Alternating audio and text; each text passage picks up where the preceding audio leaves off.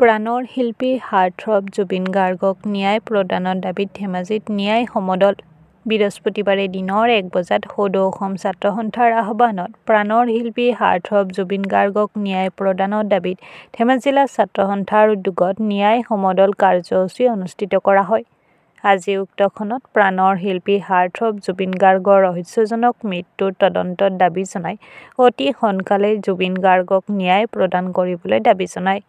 অতি সোনকালে জুবিন গাৰ্গক ন্যায় প্ৰদান নকৰিলে জংগী প্ৰতিবাদ সাব্যস্ত কৰা হ'ব বুলি হুংকাৰ প্ৰদান কৰে প্ৰতিবাদকাৰীয়ে।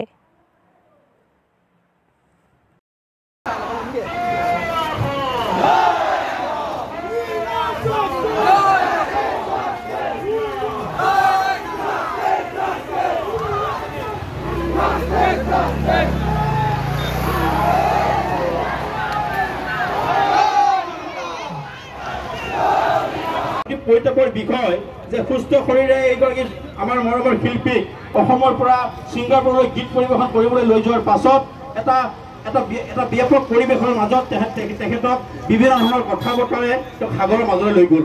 কিন্তু সাগৰৰ মাজলৈ লৈ যোৱাৰ পাছত এইগৰাকী শিল্পীয়ে আকস্মিকভাৱে মৃত্যুমুখত পৰিলে।